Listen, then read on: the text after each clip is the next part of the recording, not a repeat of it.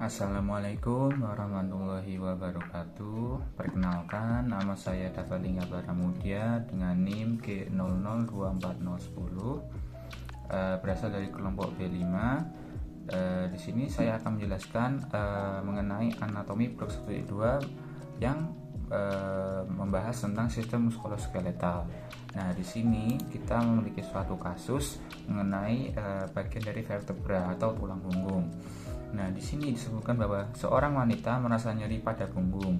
Nah, pertama kita akan mencari tahu struktur anatomi dari vertebra, yaitu ada di bagian cervical, thoracal, lumbal, sacrum, dan juga coccygeal. Nah, selain itu juga kita akan menjelaskan muskulus-muskulus apa saja sih yang menyusun dari regio dorsum atau regio dari punggung itu sendiri. Nah, di sini bisa kita lihat pada gambar di cervical vertebrae itu tuh memiliki 7 vertebra, yaitu C1 sampai C7. Nah, dari bentuk tulang itu cervical vertebra itu memiliki beberapa ciri khas. Yang pertama, vertebra itu berukuran kecil ya, memiliki lubang di setiap prosesus transversusnya yang disebut juga foramen transversarium ya, ini ya foramennya.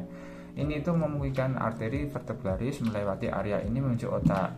Nah, di C1 atau atlas, yaitu leher, itu tidak memiliki badan vertebra dan prosesus spinosus, yang ini ya C1. Nah, bentuknya itu menyerupai cincin, mendukung tengkorak dan memungkinkan gerakan yang untuk mengangguk seperti ini. Nah, selanjutnya ada C2 atau aksis.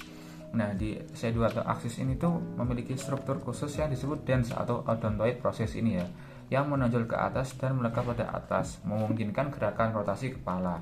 Selanjutnya itu ada C3 sampai C7. Nah, vertebra ini tuh memiliki badan yang kecil, prosesus spinosus bercabang, kecuali C7, dan bagian yang lebih datar di bagian atas untuk menahan kepala. Nah, selanjutnya kita akan ke bagian thoracal vertebra. Jumlahnya itu ada 12 vertebra, yaitu T1 sampai T12. Jadi khasnya itu apa sih? Nah, bisa kita di sini tuh setiap vertebra thoracal itu memiliki prosesus spinosus yang panjang dan miring ke bawah, serta prosesus artikular yang memungkinkan pelekatan tulang rusuk atau tulang iga. Nah, T1 sampai T12 ini tuh memiliki fovea costalis nih ya. Nah, di sisi tubuh vertebra tempat iga berartikulasi. Karena perlekatan ini tuh tulang vertebra thoracal membentuk kurva cekung alami yang menjaga stabilitas dada dan membantu fungsi pernafasan. Nah, selanjutnya kita ke bagian lumbar vertebrae atau vertebra lumbal. Nah, lumbal itu memiliki jumlah vertebra itu ada 5 ya, L1 sampai L5 ini ya. 5 vertebra. Nah, ciri khasnya itu vertebra lumbal lebih besar dengan badan vertebra yang tebal karena menopang beban tubuh. Nah, prosesus spinosusnya itu lebih lebar, pendek, dan lebih berbentuk persegi untuk memberikan stabilitas tambahan. Nah, L1 sampai L5 itu bagian lumbal yang mendukung fleksibilitas gerak seperti fleksi, ekstensi, dan rotasi yang lebih terbatas dibandingkan bagian cervical. Nah, selanjutnya itu ada sacrum atau vertebra sakral. Jumlahnya itu ada berapa sih? Nah, jumlahnya itu ada 5 ya, ini jumlah totalnya itu dari jumlah vertebra itu yang menyatu ya, itu S1 sampai L5. Nah, ciri khas sacrum itu apa saja sih? Nah, ciri khasnya itu tulang sakral berbentuk segitiga dan terletak di antara tulang panggul. Vertebra ini itu menyatu untuk membentuk bagian belakang panggul, berfungsi sebagai penyangga antara rangka tubuh atas dan panggul. Artikulasi dari sacrum itu disendikan oleh sendi sacroiliaca ya. Nah, tempat tulang panggul melekat pada bagian sacrum untuk mendukung stabilitas panggul. Nah, yang bagian terakhir yaitu adalah coccygeal vertebrae, vertebrae coccygeal atau biasa orang sebut yaitu tulang ekor. Nah, jumlahnya itu biasanya terdiri dari 3 hingga 5 vertebra kecil yang menyatu ya. Ciri khasnya itu apa sih? Coccyx atau tulang ekor itu fungsinya sebagai titik perlekatan bagi beberapa otot dan ligamen di area pelvis. Walau tidak memiliki fungsi gerak ya besar ya, coccyx itu mendukung kestabilan duduk dan keseimbangan tubuh bagian bawah. Itulah fungsi dari coccygeal. Nah, selanjutnya kita akan membahas muskulus apa saja sih yang menyusun di regio dorsum atau tulang bagian punggung manusia. Nah, yang pertama itu kita dari sebagian terluar dulu ya, yaitu lapisan otot superficial. Otot ini itu fungsinya tuh yang paling utama ya, itu untuk menggerakkan lengan dan bahu. Yang pertama itu contohnya itu ada trapezius di sini ya. Ototnya yang paling kelihatan besar ini terletak di bagian atas punggung, terdiri dari 3 bagian utama. Yang di bagian atas itu fungsinya untuk mengangkat skapula dan membantu dalam gerakan mengangkat bahu. Yang bagian tengah itu untuk menarik skapula ke arah belakang atau retraksi. Nah, yang di bagian bawah itu untuk menurunkan skapula dan mendukung stabilitas bahu. Nah, selain itu juga di otot superficial itu ada latissimus dorsi. Nah, ini tuh letaknya di mana sih? Letaknya di punggung bawah untuk membantu gerakan ekstensi, aduksi, dan rotasi internal di lengan. Bagian ini juga berfungsi untuk menarik lengan ke bagian bawah dan belakang. Selain dari latissimus dorsi, ada juga rhomboid mayor dan minor, terletak di antara tulang belikat dan tulang belakang ini ya, bagian ini. Nah, otot ini berfungsi menarik skapula ke arah tulang belakang atau retraksi. Nah, fungsi dari otot ini juga untuk membantu menjaga posisi skapula yang stabil. Nah, selanjutnya yaitu ada levator skapula yang terletak di bagian atas punggung dekat leher. Ini ya, levator skapula yang bertugas untuk mengangkat skapula dan membantu dalam gerakan lateral kepala. Yang selanjutnya yaitu di bagian intermediate atau di lapisan tengah di regio dorsum. Fungsinya itu apa sih? Fungsinya itu dalam membantu pernafasan dan menopang pergerakan dada. Nah, otot-ototnya itu terdiri dari apa saja? Yang pertama contohnya itu ada 100 posterior superior ini ya. Nah, itu terletak di bagian atas di atas punggung. Otot ini berfungsi untuk mengangkat tulang rusuk selama inspirasi atau tarikan nafas dan membantu meningkatkan kapasitas paru-paru. Nah, selain itu ada juga 100 posterior inferior yang di bagian bawah sini ya ini.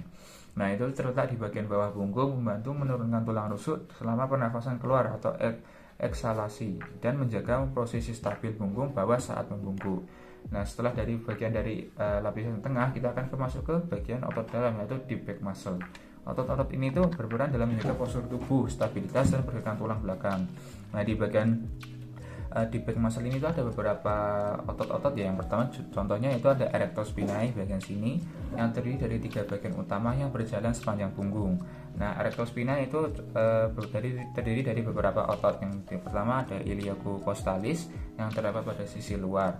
Fungsinya itu untuk menggerakkan melakukan gerakan ekstensi tulang belakang dan lateral samping saat membungkuk ini. Nah, selanjutnya itu ada longissimus.